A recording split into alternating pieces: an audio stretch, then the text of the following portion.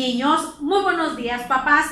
¿Cómo se encuentran? Los saluda la maestra Lisbeth, esperando se encuentren excelente, con buena salud y con muy buen ánimo para comenzar a trabajar el día de hoy, viernes 23 de abril del 2021. Este será el último día de la semana en estas clases. Échenle muchísimas ganas y esfuércense al máximo, por favor. El día de hoy estaremos trabajando con 3 actividades. En la primera, con tu materia de historia y necesitarás tu guía aplicados. En la segunda, con tu materia de español y necesitarás tu guía aplicados. En la tercera, con tu materia de español y necesitarás tu libro de la SEP de español. Reúne tu material, por favor, no te distraigas, pon mucha atención, no te saltes nada de este video para que puedas realizar tus actividades. Recuerda colocar fecha, título, nombre e instrucciones, eso es muy importante, y que tu letra esté clara y legible para poderte calificar la evidencia. Deseo que tu día sea excelente, prepárate porque comenzamos.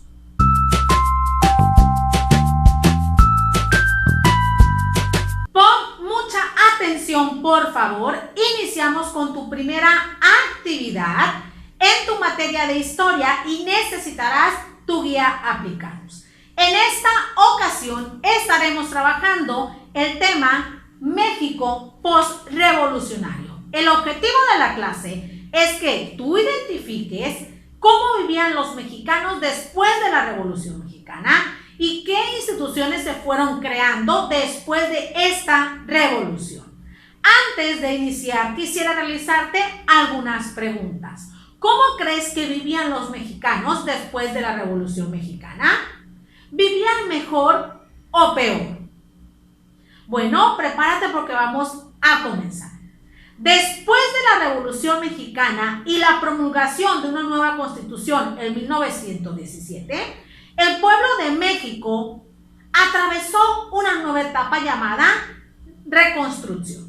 Los mexicanos se dieron a la tarea de reconstruir al país en sus ámbitos sociales, económicos, deportivos, culturales, etc. En las siguientes décadas después de la revolución se fueron creando y fundando instituciones sociales, educativas, políticas, deportivas, etc. Se fortaleció la agricultura y la industria. Los empleos fueron mejorando y también las condiciones de los empleos mejoraron, así como el sueldo de los trabajadores. También otro suceso muy importante fue que se mejoró la educación, lo que provocó mejores oportunidades para el pueblo mexicano. Se crearon muchísimas instituciones de salud, así como también se mejoró la seguridad en nuestro país. Todo eso con el propósito de mejorar las condiciones de vida de los mexicanos y la calidad de vida de los mexicanos. ¿Cuáles fueron esas instituciones educativas, deportivas, de salud que se crearon en esa década de 1920 a 1980? Yo te lo voy a decir, pon mucha atención, por favor. Empezamos con las instituciones educativas. Entre las instituciones educativas se encuentra la SEP en 1921. SEP significa Secretaría de Educación Pública y se encarga de que las personas tengan una educación básica. Después se creó el Instituto Politécnico Nacional en 1937, el INAH en 1939, INAH significa Instituto Nacional de Antropología e Historia. Este se encarga de conservar e investigar sobre asuntos arqueológicos en nuestro país. Y finalmente se creó el CONALITEC en 1959. Este se encarga de la creación de los libros de la SEP. Siguiendo con las instituciones, también se crearon y fundaron instituciones políticas. Son los partidos políticos. En 1919 se fundó el Partido Comunista de México. En 1929 el Partido Nacional Revolucionario. En 1938 el Partido de la Revolución Mexicana. En 1939 el Partido Acción Nacional y en 1946 el Partido Revolucionario Institucional. Estos se fundaron con el fin de ofrecer mejores acciones políticas para nuestro país y con el fin de llegar al poder y gobernar nuestro país. Siguiendo con otras instituciones, también se fundaron instituciones de salud. Esto provocó que los mexicanos tuviéramos mejores servicios en cuanto a la salud de los mexicanos. Podíamos los mexicanos tener la seguridad de que se nos iban a atender ante cualquier enfermedad. La primera que se creó fue el IMSS, Instituto Mexicano del Seguro Social, en 1943.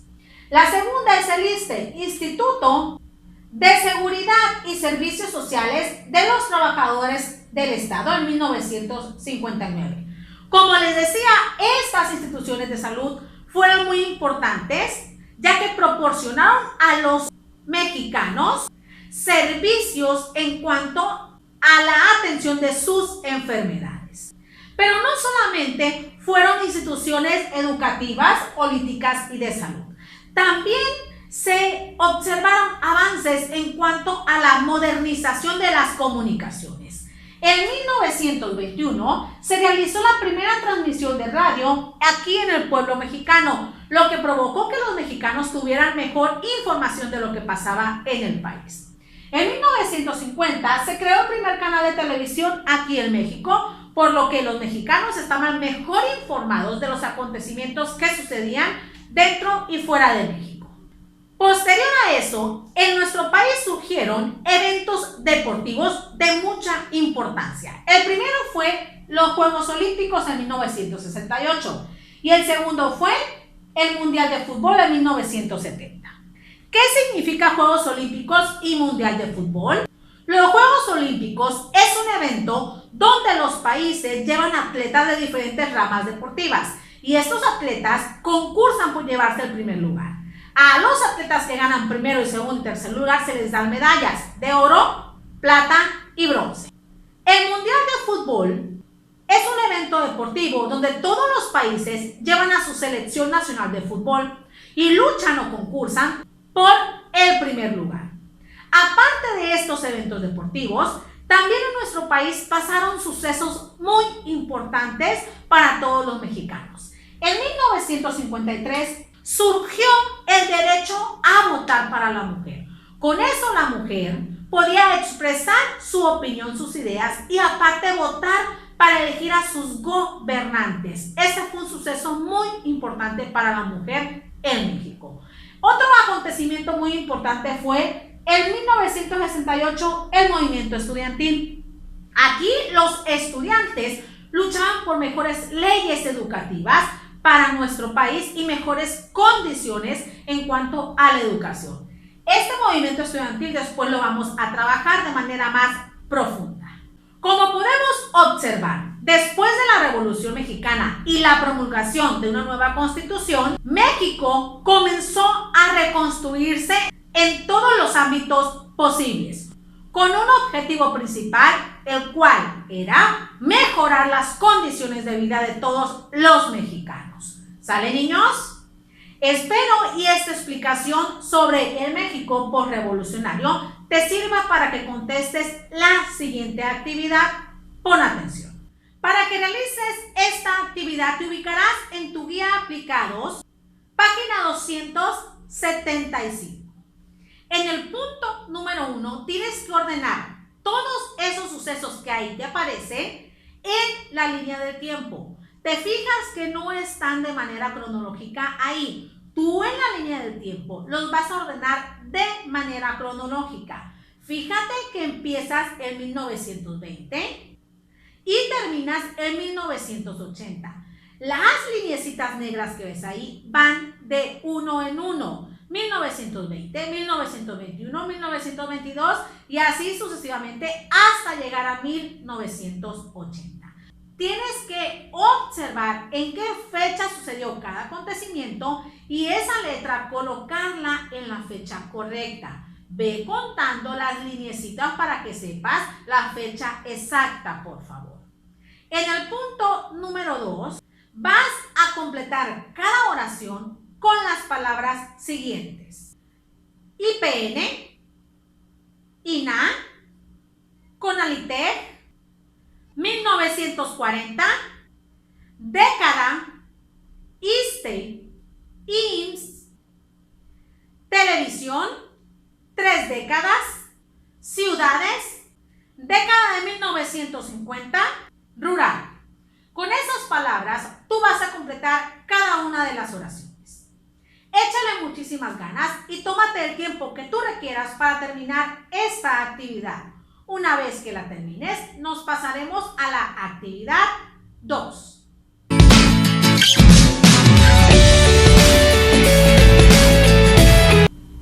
Muy bien, niños, vamos por tu actividad número 2 en tu materia de español con el tema prefijos y sufijos. El día de hoy tú necesitarás tu guía aplicados para esta actividad. El objetivo de la clase es que tú identifiques qué son los prefijos y sufijos, cómo podemos crear palabras nuevas y por qué se le llaman así. Antes de iniciar la clase, quisiera realizarte algunas preguntas. ¿Cómo puedes tú formar palabras nuevas? ¿Qué son los prefijos y sufijos y para qué nos pueden servir? Hay que poner muchísima atención. Existen partecitas que nos van a ayudar a formar palabras nuevas. A esto se le conocen como prefijos y sufijos. Unos se colocan adelante de la palabra original y otros hasta el final. Ahorita les voy a explicar ejemplos y el significado de cada uno. Recuerden que ambos nos van a ayudar a formar palabras nuevas. Primero explicaré los prefijos. ¿Qué son los prefijos? Los prefijos son las palabritas o partecitas que se colocan adelante de la palabra original. Son las partecitas que se agregan adelante de la raíz. La raíz es la palabra original.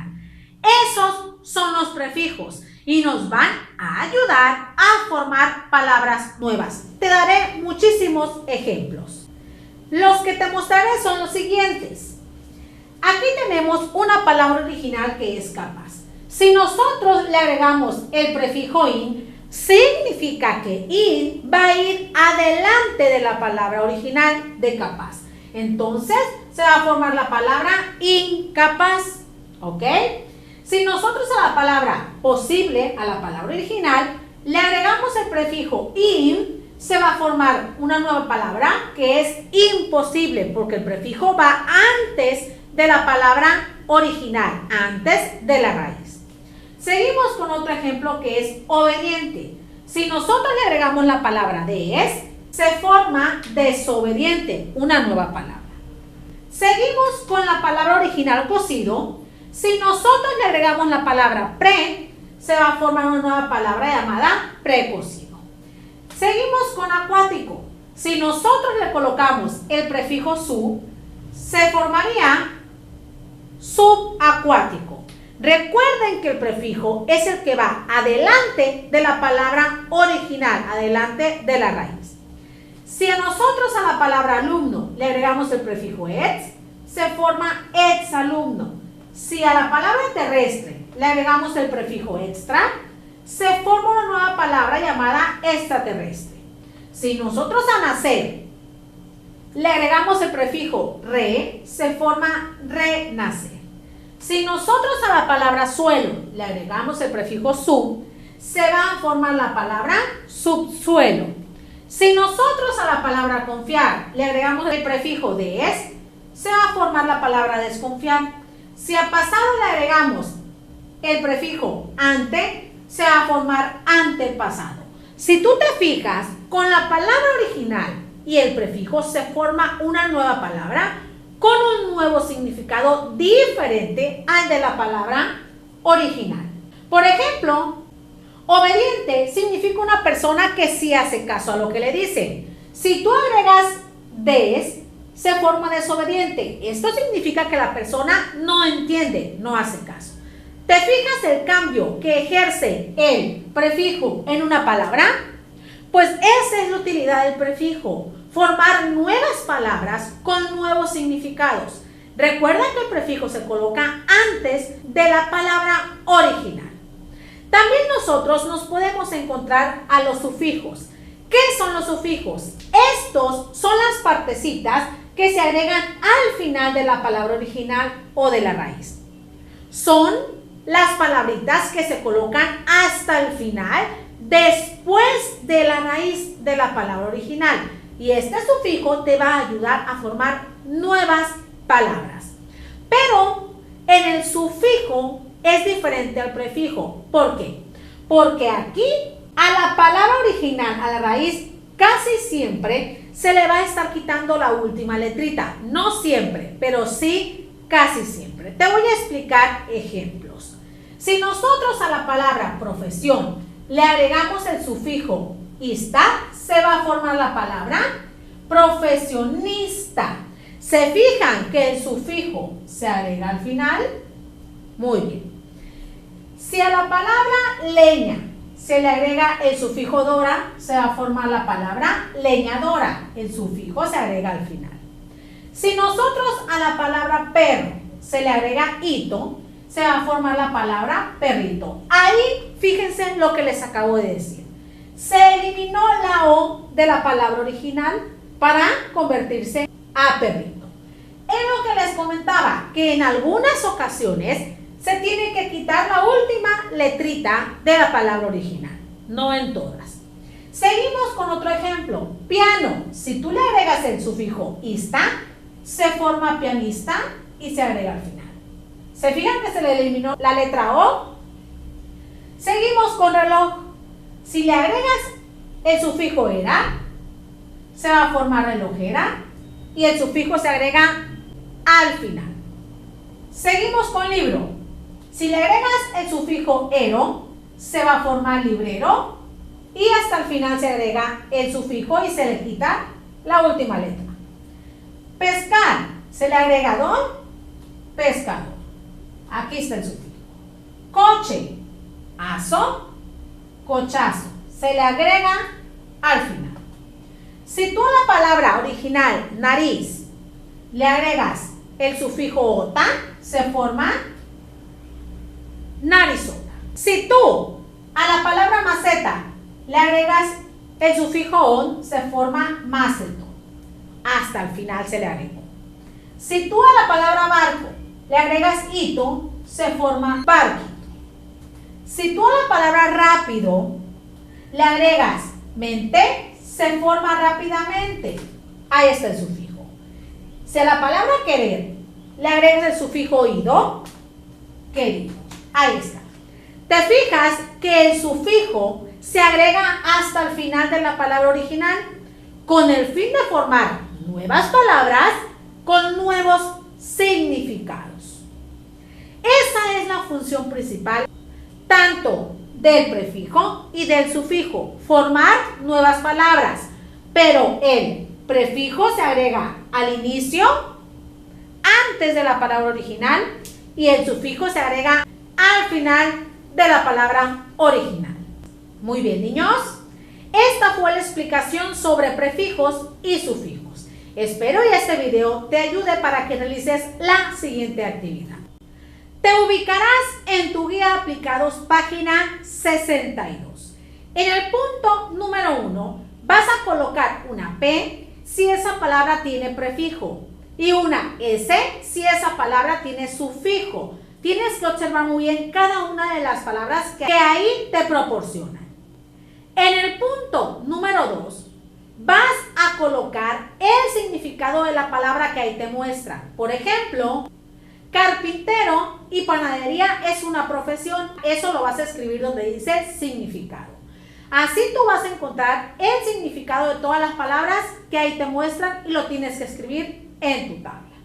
En el punto número 3, tienes que completar las oraciones y palabras con sufijos y prefijos. Lee muy bien la oración para que puedas observar la coherencia de la palabra. Por ejemplo, en la primera, dice, no todos los animales son herbí. ¿Qué sufijo le podemos agregar ahí? herbívoros, ¿verdad? Entonces, con el sufijo voros, con eso completan la palabra. Así tienen que resolver ese punto ustedes, completar la palabra, ya sea con un prefijo o un sufijo. Tómense el tiempo que ustedes requieran para terminar su actividad. Una vez que la terminen, se pasarán a la número 3.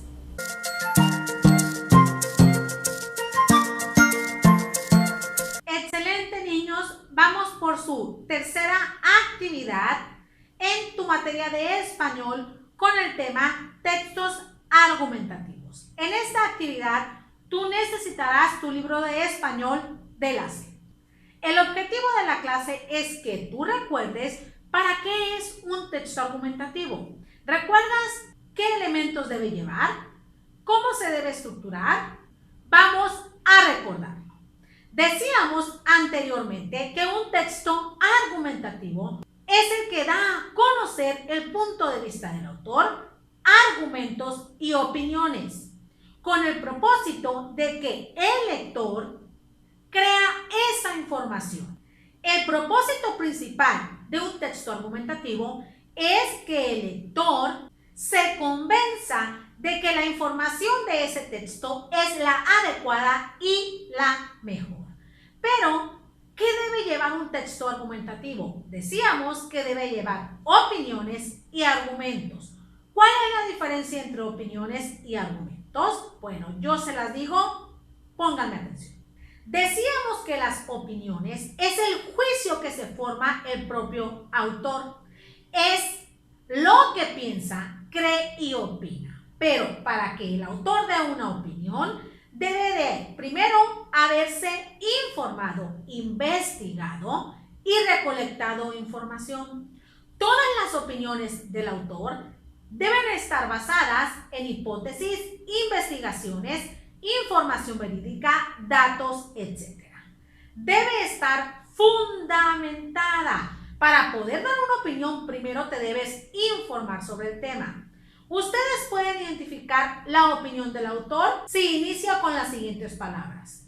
Yo considero que, yo opino, yo concluyo que, mi opinión es, yo considero que. Ahí el autor está diciendo lo que opina, lo que él cree de todo lo que investigó. Esas son las opiniones, el juicio que el propio autor se hace en base a su investigación y a sus hipótesis. A diferencia de las opiniones, los argumentos son razonamientos. Aquí no interviene la opinión del autor. Los argumentos son datos, información y estadísticas como resultado de la investigación que realizó el autor. Estos argumentos van a servir para convencer al lector de que esta información es la más adecuada, confiable y se puede verificar. Estos argumentos también, como les decía, pueden incluir al final una conclusión. ¿Qué es una conclusión? Es lo más importante sobre el tema y estaba al final del texto argumentativo.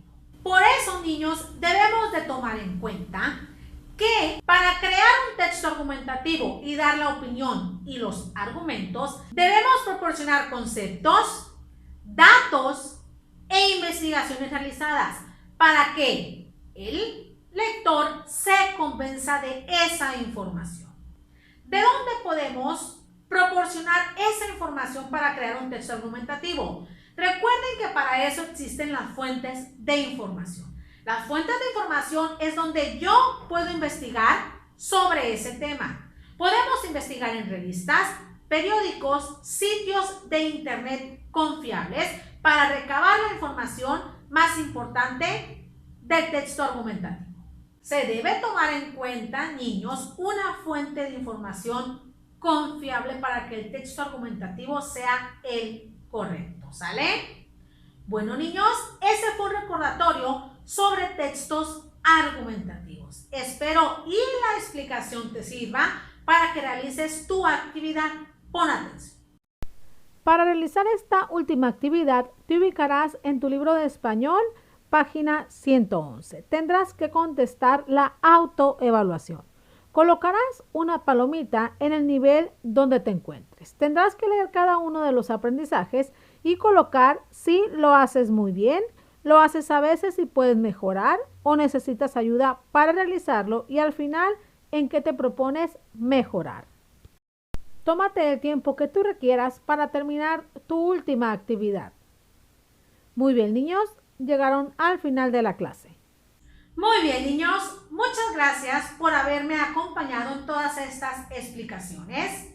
Llegaste al final de tu clase, espero y todo este video te sirva para que la realices de manera adecuada. Te mando un fuerte abrazo y un beso de parte de tu maestra que te quiere y te extraña mucho. Por favor, te pido que si vas a salir de casa, tomes todas las medidas necesarias para que cuides tu salud. Espero verte el día lunes. Pásate un excelente fin de semana con tu familia. Te quiero mucho. Nos vemos.